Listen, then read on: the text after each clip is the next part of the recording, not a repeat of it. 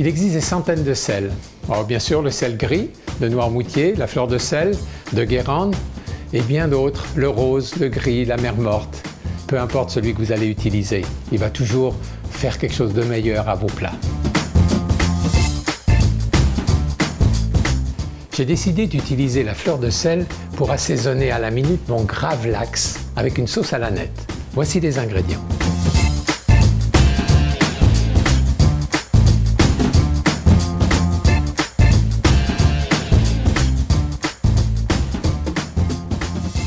Gravlax minute avec une sauce à l'aneth.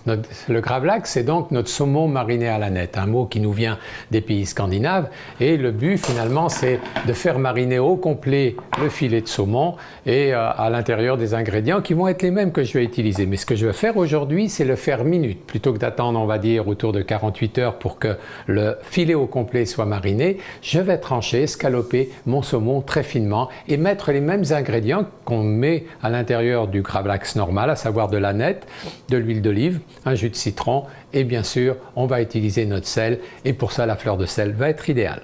Alors on y va, on escalope très finement le saumon et on va l'étendre à mesure à l'intérieur de l'assiette.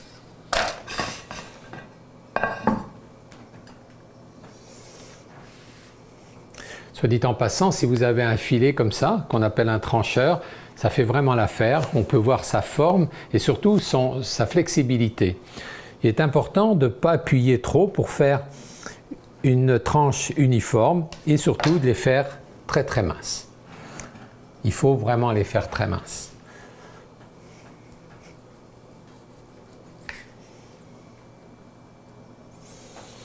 Et voilà. On va hacher de l'aneth.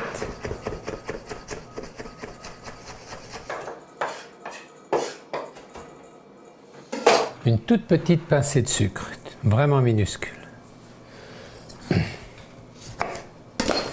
Le jus de citron.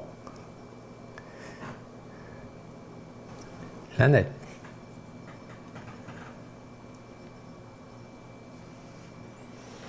Fleur de sel. Et une excellente huile d'olive.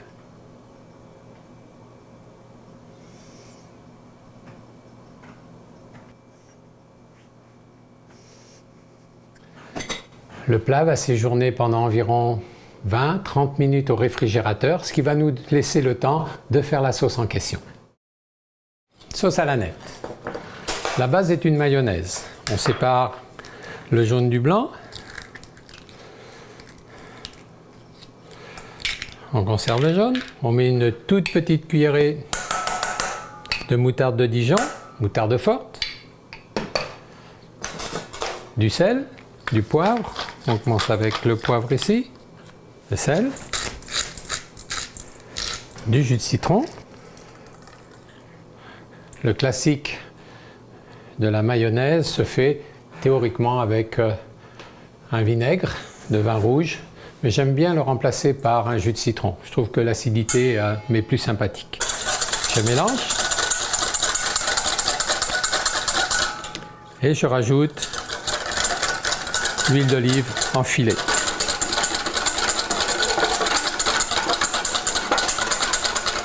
Je rajoute de l'aneth hachée dedans.